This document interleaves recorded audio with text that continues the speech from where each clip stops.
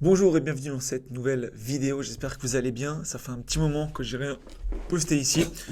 Aujourd'hui on va pas parler de SEO comme on le fait d'habitude, beaucoup de choses ont changé, beaucoup de choses ont évolué, je fais toujours du SEO, on reviendra sur ce sujet dans le futur, mais aujourd'hui on va voir comment on peut générer du lead pour des entreprises de services en B2B. Donc j'ai noté ici, ça peut s'adresser aux consultants, aux agences, que ce soit des agences marketing ou d'autres types d'agences, aux formateurs, aux traiteurs par exemple, les entreprises qui font de la nourriture pour les entreprises, pour les autres entreprises. Ça peut vraiment s'adresser à tout type de business du moment qu'il est B2B, donc il s'adresse à des entreprises et non pas à des privés. Donc dans cette vidéo, on va voir comment obtenir des leads avec le mailing, le cold mailing. Le cold mailing, c'est rien de plus que d'envoyer des emails à des personnes qui pourraient être intéressées à votre service. Donc des personnes qui ne vous connaissent pas. Je sais, certaines personnes vont penser que c'est illégal, que c'est pas éthique, etc. Alors déjà, ceux qui pensent que c'est pas éthique, vous pouvez quitter la vidéo. Moi, je suis ici pour faire du commerce, je suis ici pour rentrer en contact avec des personnes qui veulent faire du business. Si c'est pas dans votre intérêt de faire du business, de rentrer en contact avec des gens que vous ne connaissez pas, c'est quand même un peu la base du commerce, vous pouvez tout simplement quitter cette chaîne, ça ne me pose aucun souci. Du coup, petit aparté, aujourd'hui on va pas voir la création d'une offre parce qu'évidemment pour avoir une bonne campagne de mailing, il faut aussi avoir une bonne offre. Si votre offre elle est pourrie, bah, ça sert à rien. On va pas regarder ça aujourd'hui, d'accord. Chaque personne a son offre, on va pas détailler ça, c'est propre à chacun. Et on va pas voir non plus ce qui se passe une fois que la personne est intéressée par vos services, d'accord? Parce que vous vous doutez bien, vous écrivez à une personne, elle est intéressée par vos services, il y a encore tout un cheminement avant que cette personne paye chez vous. Donc on va parler uniquement de la phase qui est-ce que je vais cibler, comment je vais la cibler, comment je lui parle, etc.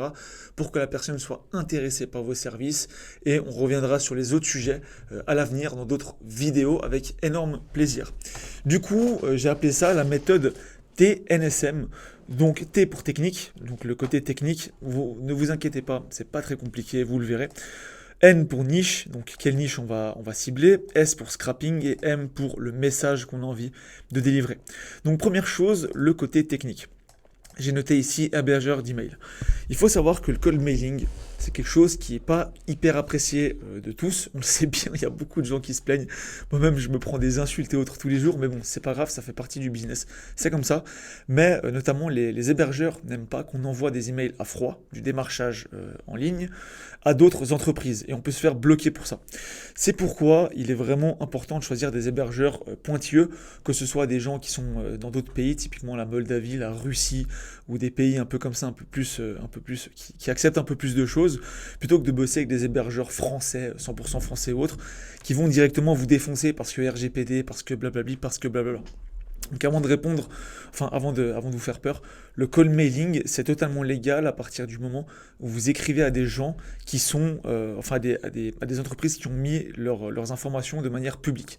Ce que j'entends par là, c'est que si je vais sur le site d'un photographe qui a leur email contact@ le nom de domaine.com.fr. Si je lui écris un mail, j'ai le droit, c'est autorisé, d'accord. C'est du business et c'est des informations qui sont publiques. C'est pas des informations que j'ai été hacké ou je ne sais quoi. La personne n'a qu'à pas tout simplement mettre son email sur son site si elle veut pas être contactée par des personnes. Bon après c'est question de débat, mais moi c'est mon avis. Du coup, première chose, hébergeur d'email, je conseille vraiment d'en choisir 2 ou 3. Aller sur Namecheap par exemple, aller sur OVH par exemple, aller créer différents comptes avec différents noms de domaine et différentes adresses email. Et comme ça, si vous vous en faites bloquer un, vous en avez d'autres et vous continuez à tourner de cette manière-là. Aussi, une chose qui est vraiment géniale, c'est Gmail, d'accord. Vous faites des simples mails Gmail. On peut croire que ça convertit moins parce que c'est pas professionnel. Les gens s'en foutent. À partir du moment où il y a un bon message devant la bonne personne, je vous assure que les gens ne regardent pas s'il y a un Gmail ou si c'est un nom d'entreprise. Donc déjà, première chose, hébergeur d'email. Si vous voulez du gratuit, allez chez Gmail directement. Ne vous cassez pas la tête. Deuxième chose, comment on va envoyer ces emails? Vous vous doutez bien, on ne va pas aller tous les jours sur notre Gmail, mettre une personne après l'autre, un destinataire après l'autre, et appuyer sur envoyer, envoyer, envoyer, envoyer. Un outil que je peux proposer qui a un essai gratuit, c'est Gmass, qui est juste ici, d'accord. Normalement, vous pouvez envoyer 50 emails par jour, totalement gratuitement. Donc vous le faites sur 4-5 comptes, et puis vous pouvez envoyer 200 mails par jour. Si c'est plus le cas, s'ils n'ont plus le truc gratuit, je ne me rappelle pas, j'utilise plus ça, vous allez sur Google et vous mettez send 50 emails per day for free, et vous trouverez plein d'outils de ce type-là. Il y en a vraiment plein aujourd'hui qui font ça, d'accord? Donc ça va pas être trop galère. Vous en trouvez un, vous faites 4-5 comptes différents et vous êtes tranquille, vous les pluguez à vos emails et vous êtes tranquille. Une autre chose que j'ai oublié, c'est le warm-up. Lorsque vous faites du cold mailing, on va envoyer du mail à d'autres personnes, il faut évidemment chauffer les emails. Si c'est des mails que vous n'avez jamais utilisés, il faut se mettre dans des outils de warm-up d'email, up.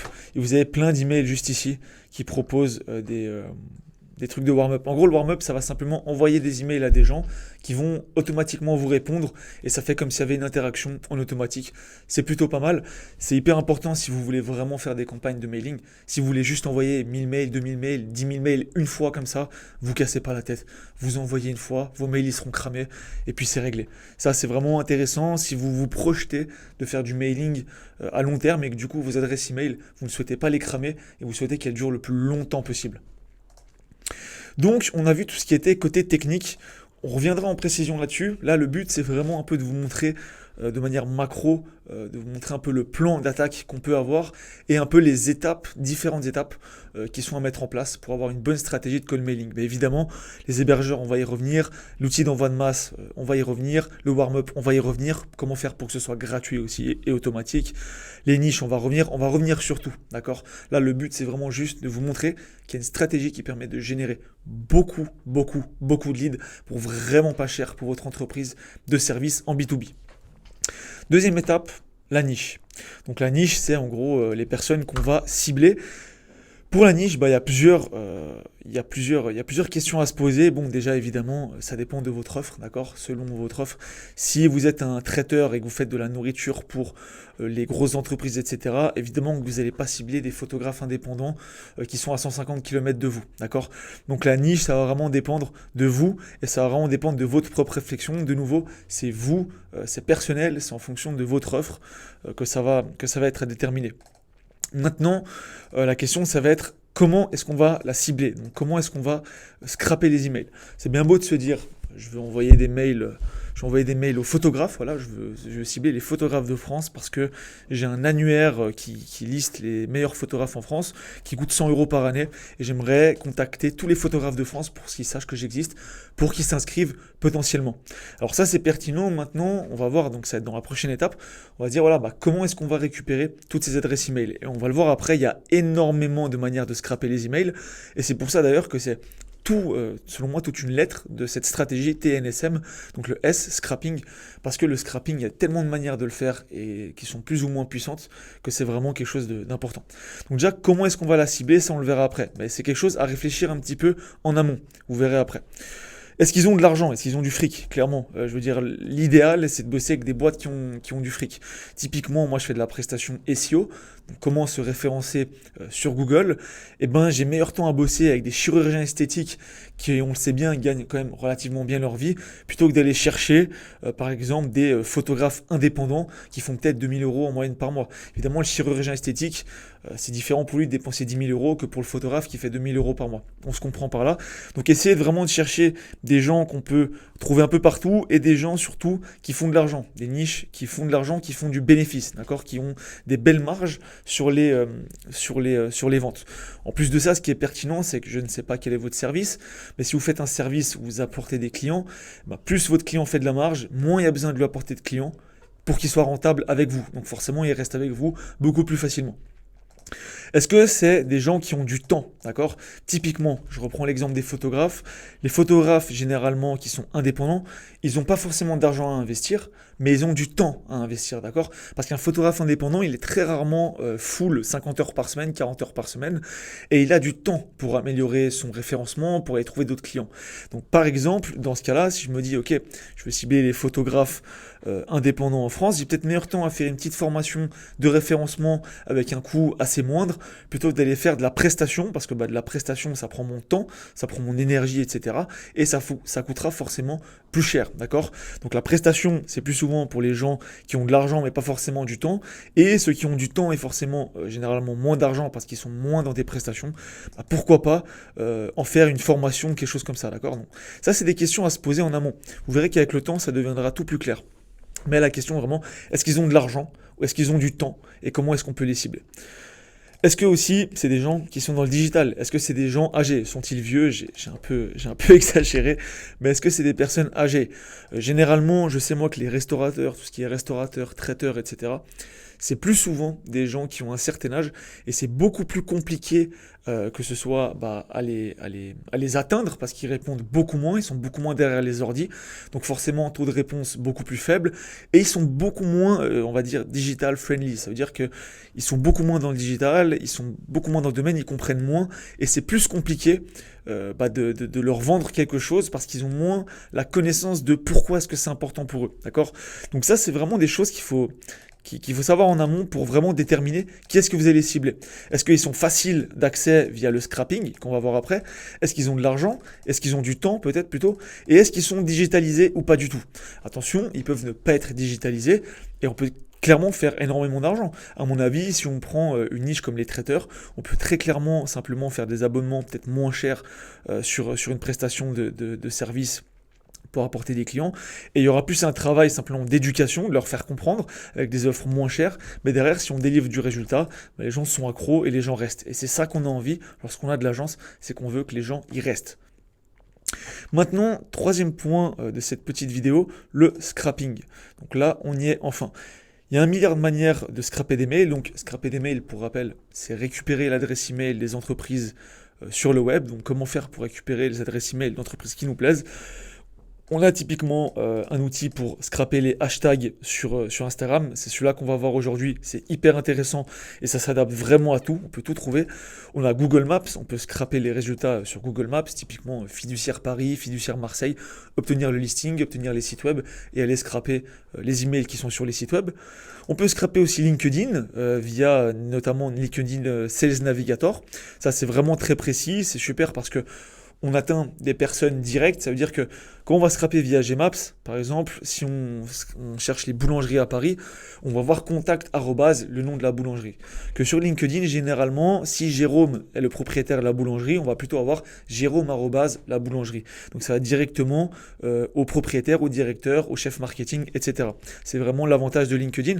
Par contre, le ciblage, selon ce que vous ciblez, c'est un peu moins pertinent.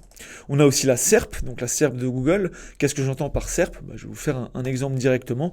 Si ici je viens et je mets photographe et que là je mets Paris, hop, et ici on va avoir uniquement des pages de gens qui ont photographe et Paris sur leur page. Donc techniquement, la moitié des gens à peu près en moyenne, ce sera des photographes à Paris. Donc à partir de là, on récupère leurs URL juste ici. De nouveau, on verra le comment dans d'autres vidéos, d'accord? Si ça vous intéresse d'ailleurs, dites-le en commentaire.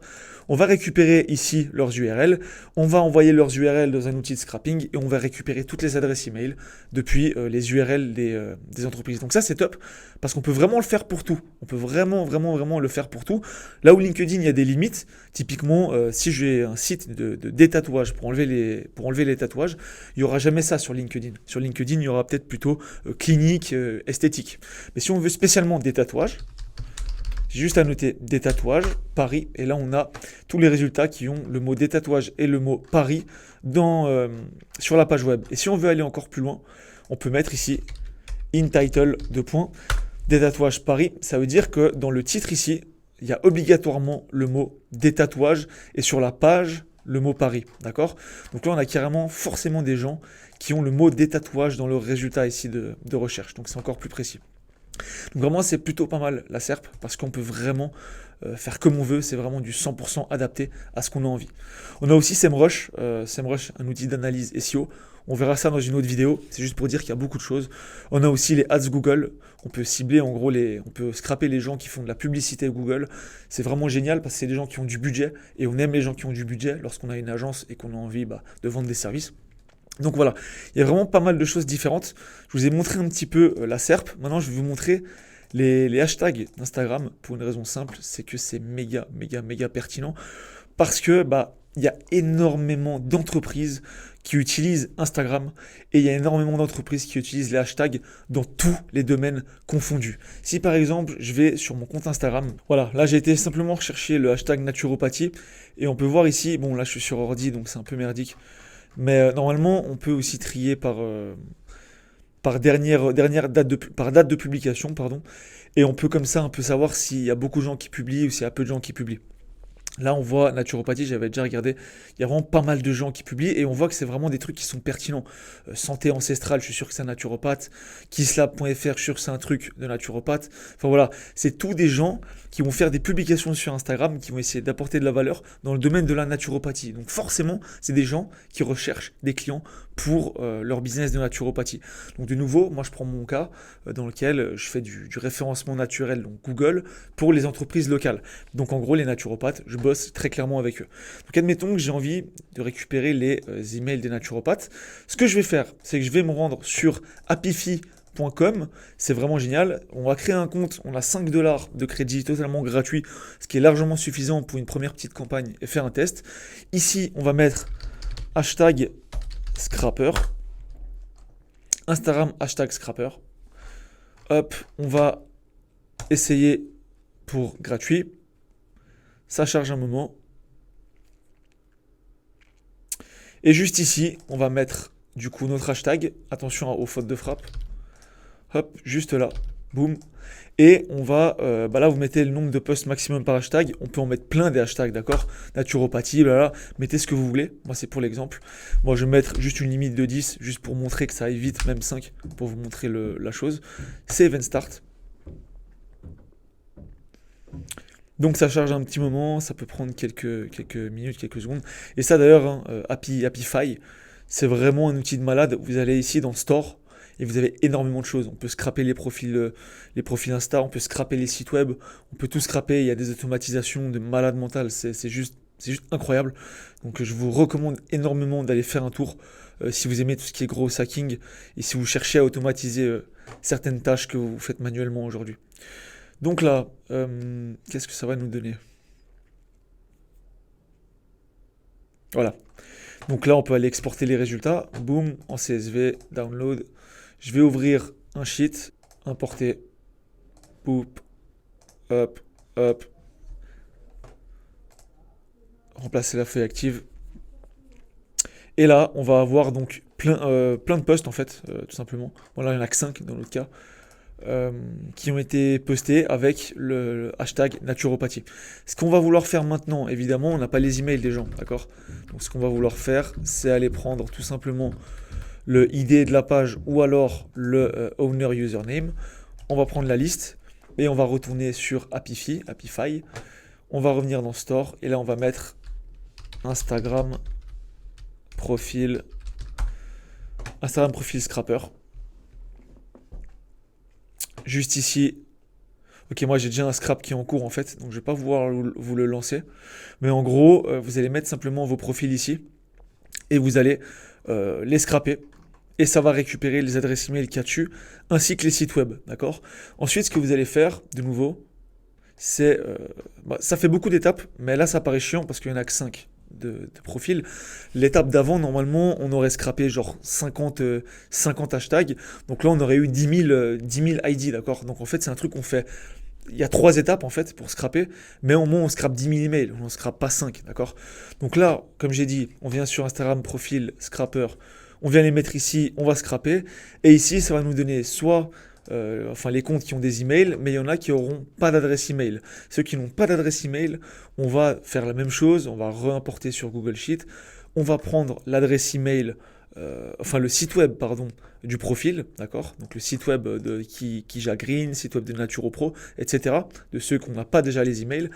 Et on va tout simplement venir ici dans Store, on va mettre email scrap. Et là, tac, je me rappelle même plus lequel c'est. Je crois que c'est lui. Voilà, c'est lui. Et là, on va tout simplement revenir ici. On va mettre text file. En gros, on va devoir exporter une liste de sites web en format TXT. D'accord? Ça, on peut le faire partout. Vous savez sûrement le faire. On vient ici, text file. Upload text file, on le met ici et ça va récolter tous les adresses email de tous les sites web qui sont dans votre liste. Donc à partir de là, on a les adresses email des personnes qui ont fait du contenu pour la naturopathie sur Instagram. Je reviendrai spécialement sur cette technique dans une vidéo complète où je ferai l'exemple concret, d'accord? Mais de nouveau, là, le but, c'est de prendre les choses macro, de survoler la chose pour voir un peu déjà s'il y a de l'intérêt et aussi pour voir quelles sont vos questions et voir tout simplement si vous comprenez et si ça vous intéresse. Donc maintenant, on a du coup notre niche. Par exemple, on a envie de cibler les naturopathes d'Instagram.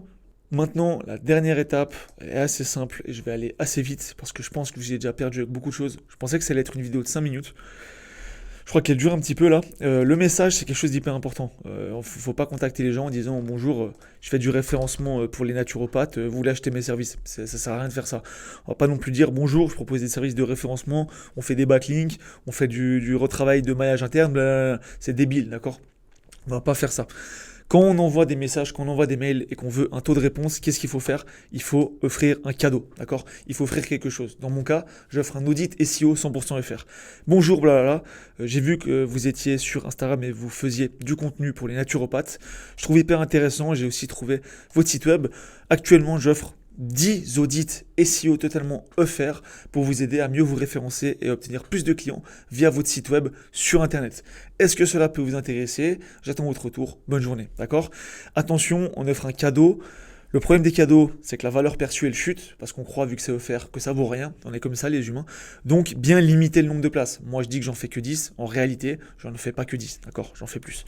Mais il faut faire comme si c'était limité. Les gens vont voir ça, se dire, ah ouais, c'est limité, allez, il faut que j'y aille. C'est une manière de les pousser un peu à aller à l'action maintenant. Le mail, il faut qu'il soit simple et efficace, d'accord? Maximum 100 mots. Il faut vraiment aller droit au but. Pas besoin d'argumenter ni rien. Au début, on envoie un mail juste pour dire « Salut, on est là ». On a envie que les gens très intéressés répondent. C'est ensuite qu'on ira relancer, qu'on ira argumenter, qu'on fera des choses comme ça. D'abord, simple, efficace.